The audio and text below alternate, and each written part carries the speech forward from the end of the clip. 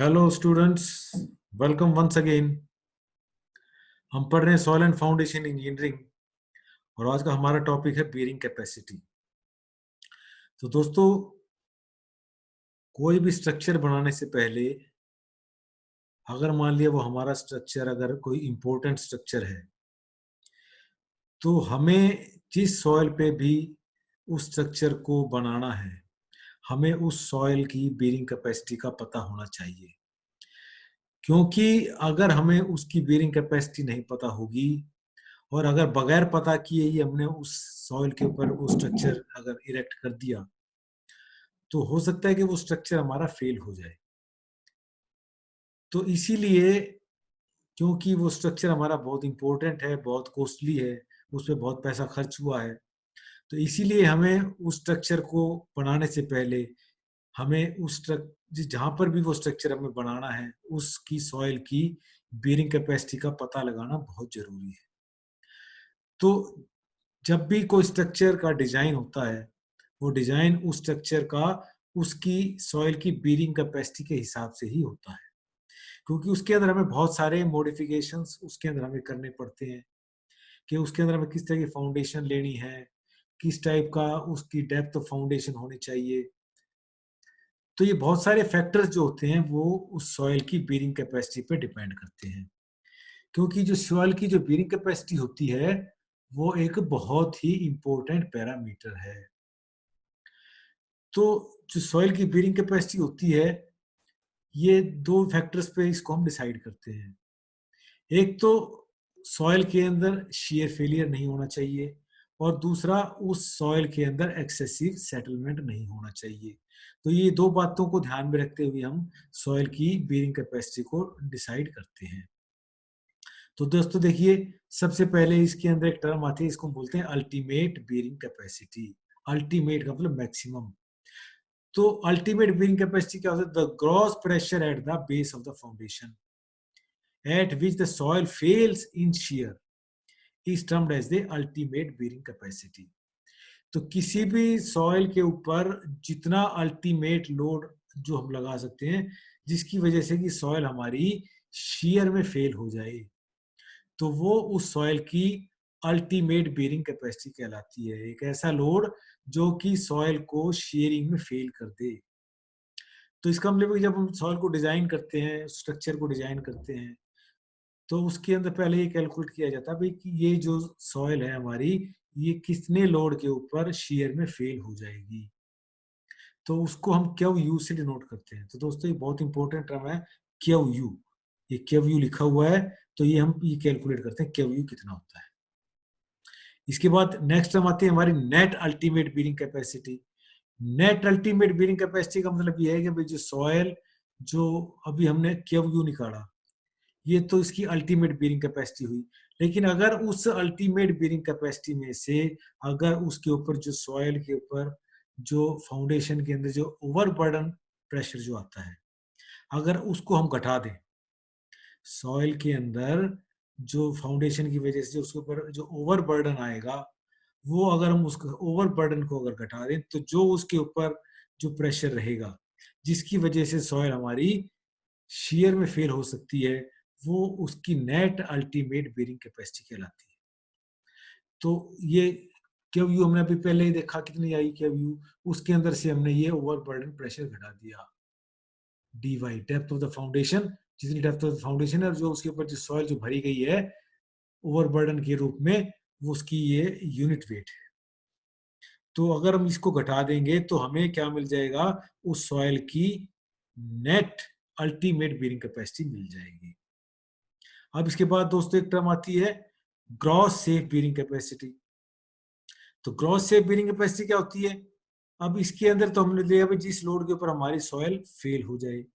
अब हम देख रहे हैं भाई जिस सॉइल तक वो सॉइल जिस लोड को हमारी सॉइल सेफली बियर कर सके वो जो लोड होता है उसको हम बोलते हैं gross safe bearing capacity. Safe है ग्रॉस मैक्सिमम टोटल लोड जो कि हमारी सॉइल शेयर में फेल होने से पहले, मतलब उस लोड पे हमारी पहले तो क्या हुई तो इस पे तो लोड फेल हो जाती है।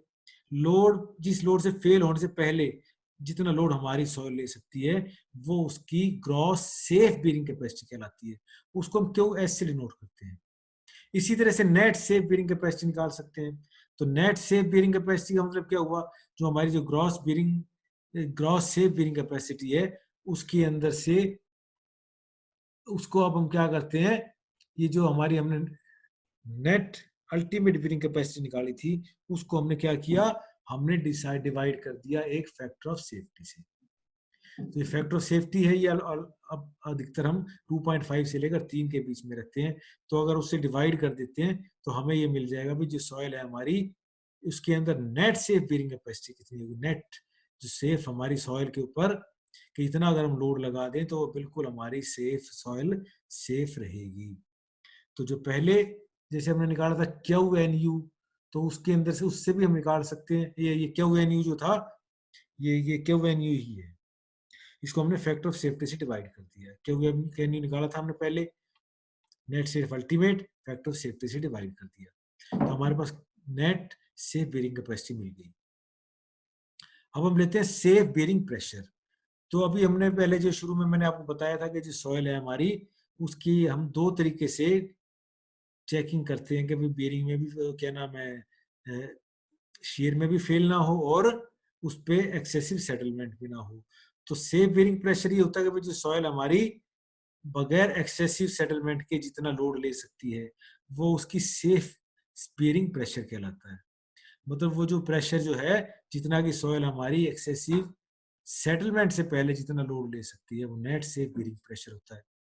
अब उसके बाद आती है term allowable bearing pressure. Allowable के अंदर हम दोनों चीजों का ध्यान रखते हैं कि भाई शीयर में भी फेल ना हो और एक्सेसिव सेटलमेंट भी ना हो।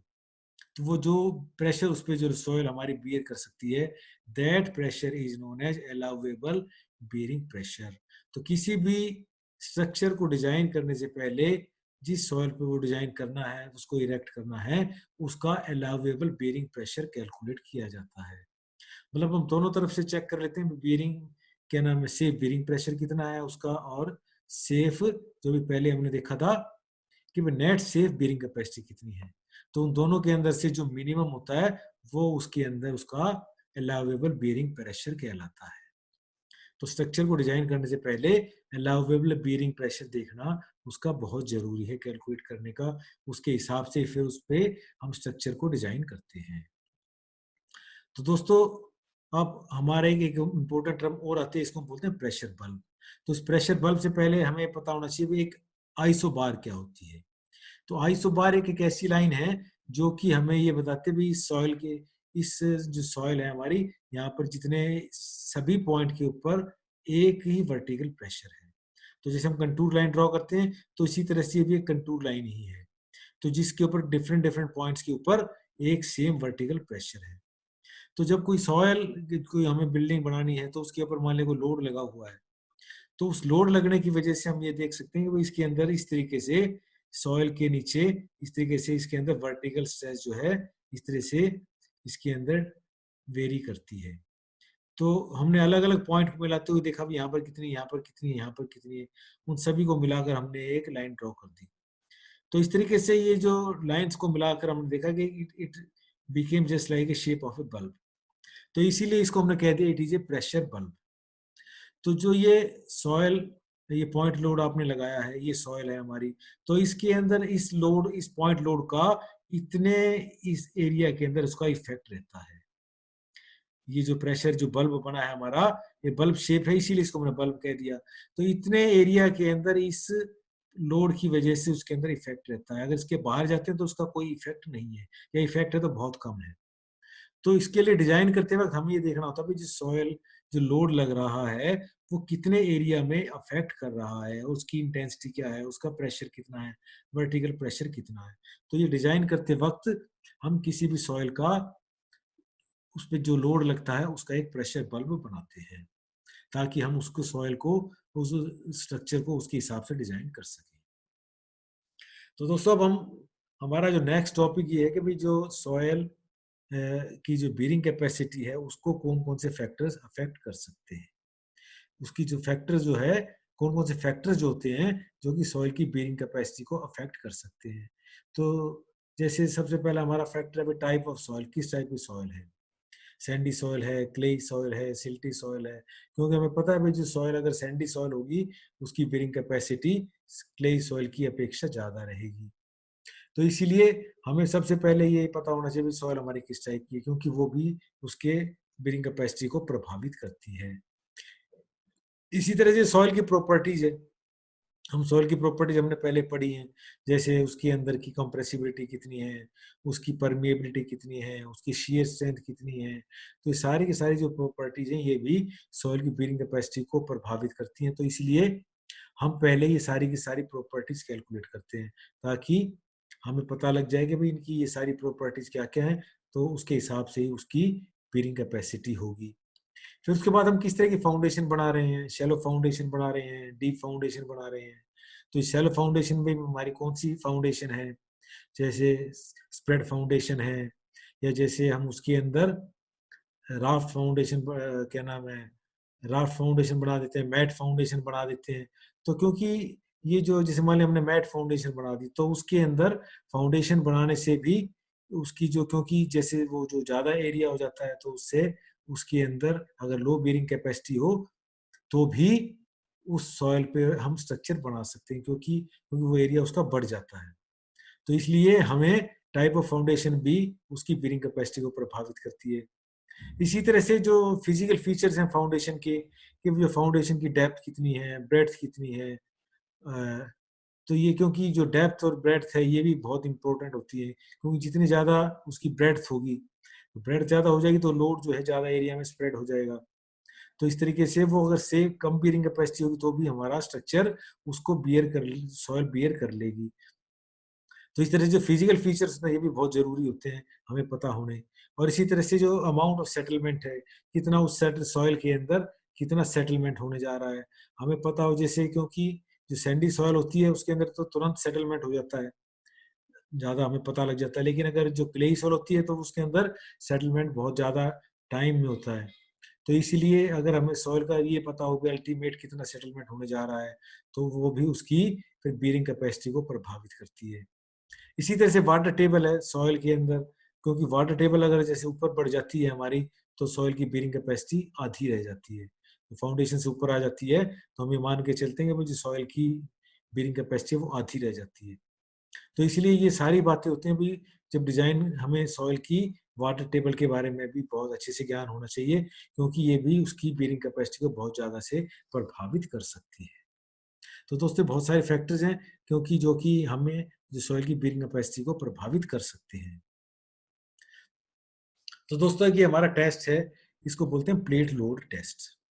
तो जो प्लेट लोड टेस्ट होता है ये किसी भी सॉइल की बेरिंग कैपेसिटी को कैलकुलेट करने के लिए इस टेस्ट का हम इस्तेमाल करते हैं।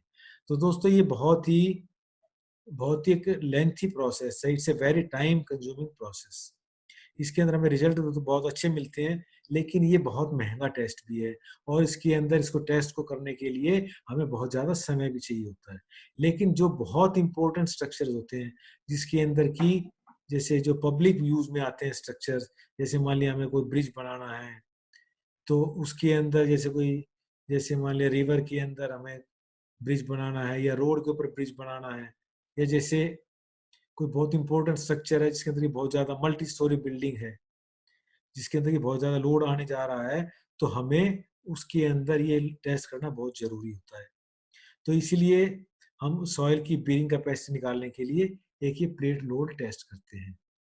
तो देखिए जैसे आपको दिखाया दोस्तों, इसको थोड़ा सा समझना जरूरी है कि भाई ये लोड हम करते, ये टेस्ट हम करते कैसे हैं।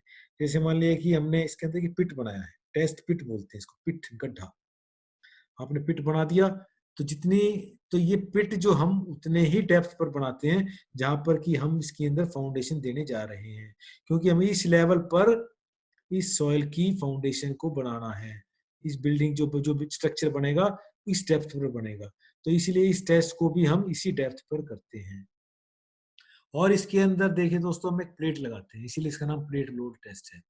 देखिए प्लेट लगी हुई है, जैसे स्टील की प्लेट होती है, तो जो प्लेट है हमारी it can be circular, it can be square, it can be rectangular.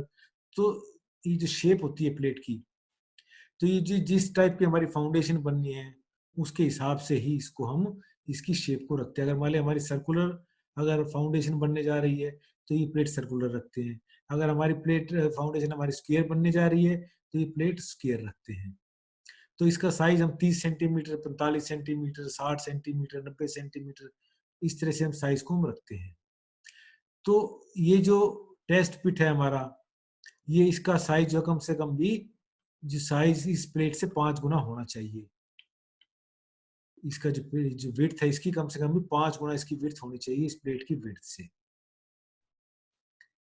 तो इसके ऊपर हमने प्लेट लगा दी और इस प्लेट के ऊपर फिर हमें क्या करना है, इसके ऊपर हमें लोड लगाना है। तो लोड लगाने के लिए हमारे पास बहुत सारे तरीके हैं। हम इसे हाइड्रोलिक तरीके से भी लोड लगा सकते हैं और इसके ऊपर जैसे आपने पुराना देखा होगा कहीं पर, इसके ऊपर हम बैग्स भी रख देते हैं। जैसे खाली बैग होते हैं हमारे पास, उन बैग्स के अंदर सैंड भरकर हम इसके अंदर धीरे धीरे इसकी लोड को बढ़ाते हैं। तो जैसे जैसे लोड बढ़ाते हैं इस पे बैग्स को बढ़ाते चले जाते हैं। तो हमें पता भी एक बैग के अंदर कितना हमने सैंड भरा हुआ है, क्योंकि हमें पता होना चाहिए भी कितना लोड इस पे हम लगा रहे हैं। क्योंकि हमें लोड ही नहीं पता होगा तो फिर इसको हम कैसे टेस्ट को कैसे कंडक्ट करेंगे। तो एक बैग का वेट हमें पता है, हम इसके ऊपर जैसे जैसे बैग बढ़ाते जाएंगे उसका हमें नंबर पता लगता रहेगा, हमें लोड पता लगता रहेगा। अब इसके अंदर एक ये दूसरी चीज ये है कि भाई इसके अंदर हमने डायल गेज लगाए हुए हैं। ये 3 डायल गेज हैं जो कि हमें सेटलमेंट के बारे में बताते हैं कि भाई जैसे इस पे लोड लगेगा तो ये प्लेट हमारी सेटल होगी, तो कितनी इसके अंदर सेटलमेंट हो रही है।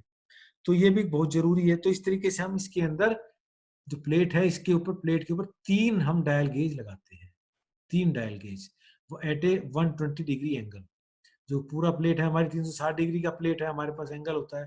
तो 3 हमने ये डायल गेज लगा दिए हैं जो कि हमें सेटलमेंट के बारे में बताते हैं 120 डिग्री के ऊपर, क्योंकि हमारी प्लेट के अंदर डिफरेंशियल सेटलमेंट भी हो सकता है। तो अगर डिफरेंशियल सेटलमेंट होगा तो फिर हम उसके अंदर क्या करेंगे कि भाई तीनों जो प्लेट जो हमारी डायल गेज जो उसके अंदर सेटलमेंट दिखा रहे हैं उनका हम एवरेज ले सकते हैं। तो इस तरीके से हम 3 डायल गेज लगाते हैं। ये हाइड्रोलिक गेज जैक लगाया हुआ है जिसके जरिए कि हम इसके ऊपर लोड लगाते हैं। तो 2 तरीके जैसे मैंने आपको बताए हैं इसके ऊपर लोड लगाने के, या तो हम सैंड बैग डालते हैं या हाइड्रोलिक जैक की मदद से भी हम इसके ऊपर लोड लगा सकते हैं। तो इसके अंदर हम एक फिक्स इंटरवल के ऊपर जैसे जैसे लोड बढ़ाते हैं और फिर लोड बढ़ाने के साथ साथ इसके अंदर फिर हम सेटलमेंट को नोट करते हैं। तो दोस्तों इसके अंदर जो लोड लगता है, तो लोड लगने से क्या होता है भाई, या तो हमारी जो सॉइल है वो शेयर में फेल हो सकती है। तो हम उसके अंदर 2 कंडीशंस देखते हैं, या तो सॉइल हमारी शेयर में फेल हो जाए, उस पॉइंट के ऊपर फिर हम उस टेस्ट को बंद कर देते हैं, या फिर एक लिमिट रखते हैं भाई इतने लिमिट तक अगर हमारी इसके अंदर सेटलमेंट हो जाती है फिर इस टेस्ट को हम बंद कर सकते हैं। क्योंकि एक लिमिट होती है भाई जब तो उस तक हम इसके अंदर काम करेंगे। तो एक तो सबसे पहली लिमिट यही है कि हमने उसके अंदर ये देख लिया कि भाई सॉइल हमारी शेयर में फेल हो जाए। तो वहां पर क्योंकि एकदम से अचानक इसके अंदर जैसे शेयर में फेल होगा तो एकदम से इसके अंदर जो ये जो डायल गेज लगे इसके अंदर एकदम से जो रीडिंग है हमारी एकदम से बढ़ जाएगी, डिफ्लेक्शन इसमें बढ़ जाएगा, सेटलमेंट एकदम से होगा, क्योंकि जैसे हमारी शेयर में फेल होगी एकदम इसके अंदर एक्सेसिव सेटलमेंट होगा। तो अगर इसमें सेटलमेंट नहीं होता है तो फिर उसके अंदर हम इसके अंदर एक लिमिट फिक्स कर देते हैं कि इतनी लिमिट तक अगर इसके अंदर इतना अगर इसमें सेटलमेंट होता है तो फिर हम इस टेस्ट को बंद कर देते हैं। तो दोस्तों देखिए इसके अंदर हमने क्या किया, फिर एक ग्राफ प्लॉट किया। इसके अंदर हमने जो ग्राफ प्लॉट किया है, एक तो इधर ये जो जो लोड लग रहा था, जो स्ट्रेस इसके अंदर आई थी, लोड डिवाइडेड बाई एरिया, तो ये हमने ये स्ट्रेस निकाल दी और यहाँ पर हमारी सेटलमेंट। तो देखिए देखिए दोस्तों जैसे ये हमारे पास ये जो ग्राफ दिखाया गया है, तो ये जो ग्राफ दिखाया गया है this is for NCC, normally consolidated soil के लिए ये टेस्ट हमने किया है। तो उसके अंदर देखिए जैसे देखिए अचानक जैसे ही हमारी ये शुरू शुरू में जैसे जैसे लोड बढ़ता चला गया, सेटलमेंट बढ़ रही थी, तो ये जो ग्राफ था हमारा जैसे लीनियर वेरिएशन था। लेकिन अचानक एकदम से क्या हुआ कि जो सॉइल के अंदर फिर यहाँ से ही एकदम से ये नीचे सेटलमेंट बढ़ती चली गई, लोड कम बढ़ा और सेटलमेंट ज्यादा बढ़ गई। तो हमने क्या किया, हमने इसके ऊपर इस पॉइंट के ऊपर एक टेंजेंट ड्रॉ किया और एक टेंजेंट यहाँ पर ड्रॉ किया। तो जहां पर ये पॉइंट मिल गया हमारा, तो वो जो पॉइंट था हमारा इसको हमने कहते हैं केव यू। केव यू का मतलब ये है कि भाई इसकी जो अल्टीमेट बीरिंग कैपेसिटी क्यू जैसे हमने पहले भी बताया था कि भाई ये अल्टीमेट बीरिंग कैपेसिटी है इस सॉइल की। तो इस टेंजेंट से हमने इसको सीधा ड्रॉ कर दिया, हमें ये पता लगे भाई इसकी अल्टीमेट बीरिंग कैपेसिटी है। तो ये अगर मान लिया इस तरह का सॉइल अगर हमारे पास एनसीसी हो तो इस तरह का ग्राफ बनता है। और अगर मान लिया ओसीसी सॉइल है, ओवर कंसोलिडेटेड सॉइल है, तो उसके अंदर, क्योंकि इसके अंदर उसके अंदर हमें क्लियर कट एक पॉइंट मिलता है, उसके अंदर एक पॉइंट के ऊपर अगर एकदम से जो इसके अंदर जो सेटलमेंट एकदम से बढ़ जाती है, तो वो पॉइंट हमें क्लियर कट पॉइंट मिलता है कि भाई वहां पर हमारी सॉइल शेयर में फेल हो रही है। लेकिन अगर हमारी सॉइल एनसीसी हो या लूजली सॉइल हो तो उसके अंदर ये पॉइंट हमें ग्राफ जो है इस तरीके से नहीं मिलता है, एकदम क्लियर कट पॉइंट नहीं मिलता, तो उस वजह से फिर हमें ये दोनों पॉइंट्स के बीच में टेंजेंट ड्रॉ करना पड़ता है। तो दोस्तों अगर हमारी अगर क्लेई सॉइल हो तो क्लेई सॉइल के अंदर तो जो इसके अंदर जो ये हमारे पास क्यू की वैल्यू आती है प्लेट की, वही हम फाउंडेशन की अल्टीमेट बीरिंग कैपेसिटी को मान लेते हैं अगर सॉइल हमारी हो अगर क्ले। और अगर हमारी सॉइल हो अगर सैंडी तो उसके अंदर फिर उसके अंदर हम लीनियर इंटरपोलेट करके उसके अंदर प्लेट का साइज और फाउंडेशन का साइज है उसके बीच में रेशियो के हिसाब से फिर उसकी हम अल्टीमेट बीरिंग कैपेसिटी को कैलकुलेट करते हैं। तो इस तरीके से जो डिफरेंट टाइप की सॉइल होती है उसके अंदर हम अलग अलग तरीके से उसकी अल्टीमेट बीरिंग कैपेसिटी को कैलकुलेट करते हैं। तो फिर मैं आपको बता देता हूँ कि अगर क्लेई सॉइल है तो यही हमारी अल्टीमेट बीरिंग कैपेसिटी हो जाएगी फाउंडेशन की भी। और अगर हमारे पास अगर सैंडी सॉइल होगी तो फिर उसको हम उसकी विड्थ ऑफ द फाउंडेशन और प्लेट की विड्थ के हिसाब से फिर उसको इंटरपोलेट करके अल्टीमेट बीरिंग कैपेसिटी फाउंडेशन की कैलकुलेट करते हैं।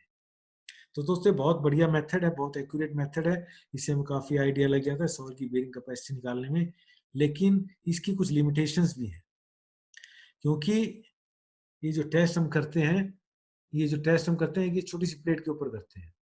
तो जो छोटी सी प्लेट पे हमने टेस्ट किया तो जो प्लेट के ऊपर जो लोड लगेगा उसको इन्फ्लुएंस भी कम एरिया में रहेगा। जैसे आपने प्रेशर बल्ब बनाया था, पीछे आपको दिखाया था प्रेशर बल्ब, तो जैसे हम बल्ब बनाते हैं तो इसका जो ये डेप्थ है ये इसकी 2-3 जिसकी विड्थ है उस डेप्थ तक ही उस पर ज्यादा ये इफेक्टिव रहता है। जो बल्ब है हमारा, the test is reflected behind the soil below the plate for a distance of 2 BP, मतलब जो प्लेट की जो विड्थ है डबल तक ही इसका इफेक्ट रहता है। तो मतलब जो सॉइल का बिहेवियर हमें डबल तक ही पता लगेगा, लेकिन अल्टीमेटली जो फाउंडेशन तो बननी है हमारी उसकी डेप्थ उसकी विड्थ तो बहुत ज्यादा है, तो उसके हिसाब से जो प्रेशर बल्ब बनेगा तो बहुत बड़ा बनेगा। तो उसकी वजह से जो ये जो टेस्ट है हमारा, हमें अल्टीमेटली जितना फाउंडेशन बनेगा उसका क्लियर पिक्चर हमें नहीं मिलता, क्योंकि बाद में इसका जो क्योंकि ये इसका इफेक्ट रहता है थोड़ा, फाउंडेशन पे जो लोड लगेगा वो बहुत ज्यादा लॉन्ग बहुत ज्यादा डेप्थ तक जाता है, तो ये क्लियर पिक्चर हमें इससे नहीं मिल पाती है। दूसरा, ये जो टेस्ट करते हैं this test is conducted for a limited period, बहुत कम टाइम के लिए करते हैं। लेकिन अगर हमारी जो सॉइल होकर क्लेई, तो जैसे आपने कंसोलिडेशन में पढ़ा है कि भाई जो उसके अंदर तो वो जो कंसोलिडेशन है सेटलमेंट होता है बहुत लंबे पीरियड तक चलता रहता है, तो इसीलिए ये हमें इंस्टेंट रिजल्ट बताता है। लेकिन जो जो क्लेई सॉइल है उसमें जो सेटलमेंट है वो अल्टीमेट सेटलमेंट बहुत लंबे टाइम तक होती है, तो इसीलिए ये जो रिजल्ट है हमें बहुत ज्यादा एक्यूरेट रिजल्ट इससे हमें नहीं मिलता है। और जो रिजल्ट जो टेस्ट भी जो प्रैक्टिकल जो है it is a very cumbersome, बहुत ज्यादा हमें इसके अंदर बहुत ज्यादा मेहनत बहुत ज्यादा एक्यूरेसी के साथ इसको हमें करना पड़ता है, तो इसलिए ये भी इसकी एक ड्रॉबैक है, इसका लिमिटेशन है।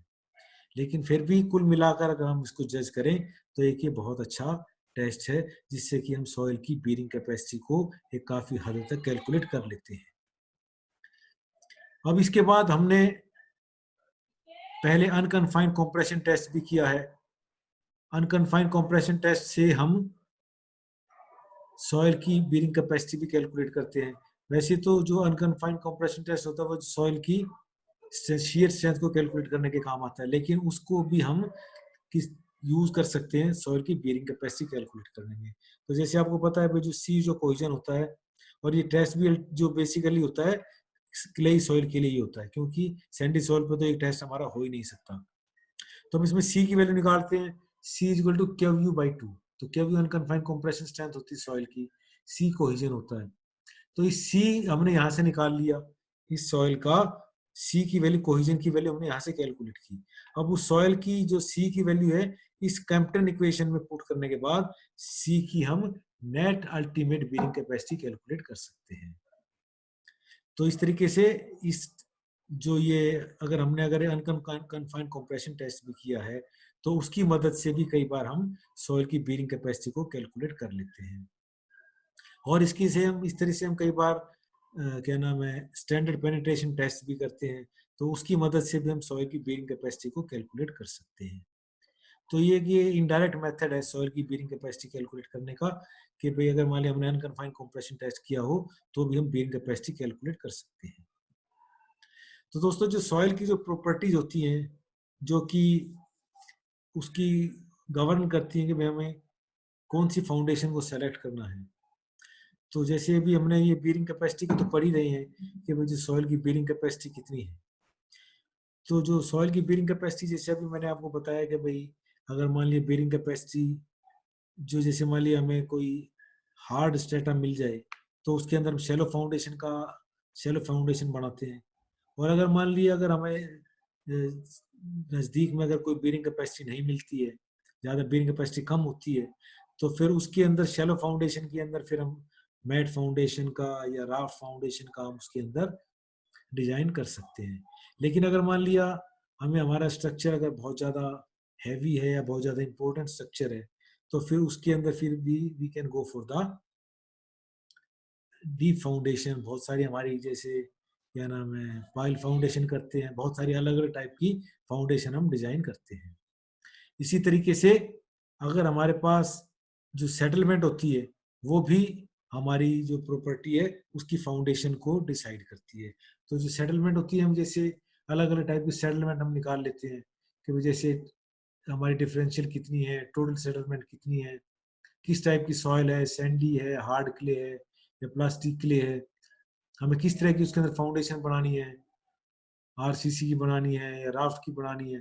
तो इस तरीके से जो सेटलमेंट जो होती है ये भी उस सॉइल की जो है उसकी फाउंडेशन को डिसाइड करने में कि हमें किस टाइप की उसके ऊपर फाउंडेशन बनानी चाहिए, ये उसको बहुत ही इंपॉर्टेंट फैक्टर रहता है। तो दोस्तों अगर मान लिया हमने जो सॉइल डिसाइड की, हमने एक जगह सेलेक्ट की कि भाई यहाँ पर हमें किसी भी स्ट्रक्चर को बनाना है, क्योंकि अगर मान लिया हमने जगह खरीद रखी है वहां पर वहीं पर ही बनाना है स्ट्रक्चर, अब वहां पर अगर बीयरिंग कैपेसिटी उसकी कम है तो हम उसको फिर या तो उसके अंदर डी फाउंडेशन जाएंगे, डी फाउंडेशन बनाएंगे, या फिर उसके अंदर फिर हम क्या करते हैं उस सॉइल की कुछ ऐसा मेथड अडॉप्ट करेंगे कि सॉइल की हमारी बीयरिंग कैपेसिटी कुछ इंप्रूव हो जाए। तो बीयरिंग कैपेसिटी को इंप्रूव करने के लिए फिर हम उसके अंदर बहुत सारे मेथड हैं हमारे पास बीयरिंग कैपेसिटी को इंप्रूव करने के लिए। जैसे एक है मैकेनिकल स्टेबलाइजेशन। तो मैकेनिकल स्टेबलाइजेशन का मतलब क्या है, जैसे हमारे पास अगर फाइन सैंड हो के अंदर, जैसे हमारे क्लेई सॉइल है तो उसके अंदर हम उसके अंदर सैंडी सॉइल को जैसे बहुत ज्यादा एरिया के अंदर अगर यहाँ पर बनाना है उसमें मिक्स कर देते हैं। तो मिक्स करने से फिर क्या होता है भाई जो सॉइल हमारी उसकी कुछ बीयरिंग कैपेसिटी इंप्रूव हो जाती है, क्योंकि हमें पता है भाई जो फाइन सॉइल होती है, फाइन सैंड है जैसे क्ले सॉइल, उसकी बीयरिंग कैपेसिटी कम होती है। तो इसीलिए फिर हम उसकी मैकेनिकल स्टेबलाइजेशन करके बीयरिंग कैपेसिटी को इंप्रूव कर देते हैं। या हमारा दूसरा तरीका है सॉइल को कॉम्पैक्ट कर देते हैं, कॉम्पैक्शन करते हैं सॉइल को। तो कॉम्पैक्शन का मतलब है जैसे जैसे अब क्या नाम रोलर वगैरह से सॉइल को कॉम्पैक्ट करते हैं, तो कॉम्पैक्शन करने से भी हमारी सॉइल की बीयरिंग कैपेसिटी इंप्रूव हो जाती है। और तीसरा तरीका है हमारा, हम सॉइल के अंदर कुछ एडमिक्सचर्स ऐड करते हैं, जैसे सीमेंट से ग्राउटिंग करते हैं या लाइम, फ्लाई ऐश, केमिकल्स, कुछ तरह के एडमिक्सचर्स हम ऐड कर देते हैं सॉइल के अंदर, जिससे कि उससे भी हमारी सॉइल की बेरिंग कैपेसिटी जो है इंप्रूव हो जाती है। या इस तरह से हम थर्मल स्टेबलाइजेशन, या कोई सैंडी सॉइल होती है तो उसके अंदर थर्मल स्टेबलाइजेशन से भी या इलेक्ट्रिकल स्टेबलाइजेशन से भी उसकी बेरिंग कैपेसिटी को इंप्रूव कर सकते हैं। और लेकिन आजकल एक ये नया तरीका हमने अडॉप्ट किया है by adding certain Jio textiles और जियो सिंथेटिक्स। इसके जरिए से भी हम उसके अंदर सॉइल के अंदर इनको ऐड करके इनकी लेयर्स को ऐड करते हैं, या कुछ फाइबर्स इस तरीके से उसमें सॉइल में ऐड करके उसकी बेरिंग कैपेसिटी को इम्प्रूव कर सकते हैं। तो कई जगह कई बार जहाँ पर कि हमें ज़्यादा बेरिंग कैपेसिटी की ज़रूरत पड़ती है और वहाँ पर अगर बेरिंग कैपेसिटी कम हो तो इन तरीकों की मदद से हम सॉइल की बेरिंग कैपेसिटी को भी इम्प्रूव कर लेते हैं। तो अभी जैसे इसके अंदर जियो टेक्सटाइल, अभी वैसे जो हमारा जो लास्ट पॉइंट था कि भाई जियो टेक्सटाइल से हम कैसे काम करते हैं, तो जो जियो टेक्सटाइल जो है, जूट, कॉयर, सीसर, ये जो है आजकल बहुत ज़्यादा इमर्जिंग जियो टेक्सटाइल्स है, जिसके अंदर की हम सॉइल की बेरिंग कैपेसिटी को इम्प्रूव करने के लिए इनका हम इस्तेमाल करते हैं। तो ये जो इनका हम कहाँ पर इस्तेमाल करते हैं, to stabilise the road pavements, जहाँ पर हमारी सॉइल जो है सॉफ्ट सॉइल होती है, वहाँ पर उसको हम इम्प्रूव करने के लिए इसका इस्तेमाल करते हैं। या laid in layers in between soil structure to improve the load carrying capacity of the foundation, जो फाउंडेशन है हमारी उसके अंदर जो ये जियो टेक्सटाइल है इनकी लेयर्स बिछा देते हैं। तो लेयर्स बिछाने से क्या होता है कि जो सॉइल हमारी स्टेबलाइज हो जाती है और फिर उसकी वजह से हमारी जो बेरिंग कैपेसिटी इंप्रूव हो जाती है। ये जैसे एक तरीका इसमें दिखाया गया, वर्क एज ए सेपरेटर। ये जो जो जियो टेक्सटाइल हमने डाल दिया, ये जो दो लेयर्स है हमारी, जो ये जो क्ले सॉइल है और ये कोर्स सॉइल है, इसके बीच में एक ये सेपरेटर का काम करता है, ताकि ये कोर्स सॉइल जो है इसके अंदर सिंक ना कर जाए। तो ये जो सेपरेटर का काम करता है, तो इस तरीके से हम सॉइल की बेरिंग कैपेसिटी को इम्प्रूव कर लेते हैं। तो जियो टेक्सटाइल्स की मदद से इस तरीके से हम सॉइल की बेरिंग कैपेसिटी को बढ़ा सकते हैं। और इसी तरीके से जैसे पहले वो बताया था बाय यूजिंग एडमिक्सचर्स, तो ये एडमिक्सचर कई तरह के, जैसे आपको बताया कि सीमेंट ग्राउटिंग कर सकते हैं, लाइम ग्राउटिंग कर सकते हैं। तो सीमेंट ग्राउटिंग का मतलब क्या हुआ, जो सॉइल है हमारी है उसके अंदर होल्स बनाकर हम सीमेंट को उसके अंदर ग्राउटिंग कर देते हैं, उसमें जो होल्स के अंदर सीमेंट को ग्राउट करते हैं, तो उससे जो सॉइल है हमारी उसकी बेरिंग कैपेसिटी इंप्रूव हो जाती है। लाइम ग्राउटिंग करते हैं, क्ले ग्राउटिंग करते हैं, केमिकल ग्राउटिंग करते हैं, बिचुमन ग्राउटिंग करते हैं। तो इस तरीके से दोस्तों बहुत सारे तरीकों से ग्राउटिंग करके भी सीमेंट की बेरिंग कैपेसिटी को बढ़ा सकते हैं। तो दोस्तों आज हमने बेरिंग कैपेसिटी पढ़ी, बेरिंग कैपेसिटी क्या होती है, कैसे इसको हम कैलकुलेट कर सकते हैं, कैसे इसको हम इम्प्रूव कर सकते हैं। तो बहुत सारी चीजें हमने इसके अंदर आज पढ़ी हैं। तो दोस्तों ये बेरिंग कैपेसिटी जो है किसी भी सॉइल के लिए उसकी कैलकुलेट करना बहुत जरूरी है, क्योंकि उस पर जो स्ट्रक्चर बनने जा रहा है वो उसका स्ट्रक्चर, उसके फाउंडेशन, उसकी डिजाइन, वो सभी की सभी चीजें बेरिंग कैपेसिटी पे डिपेंड करती हैं। तो दोस्तों आई होप कि आपको ये लेक्चर ये समझ में आया होगा अच्छे से। तो मैं आपसे उम्मीद करता हूँ कि आप इसको ज़्यादा से ज़्यादा लाइक करेंगे, शेयर करेंगे और इसको सब्सक्राइब करेंगे। और आगे हम और फ्यूचर में भी इस तरीके से बहुत अच्छी अच्छी वीडियोस आपके लिए लाएंगे। तो, तो दोस्तों थैंक्स वंस अगेन।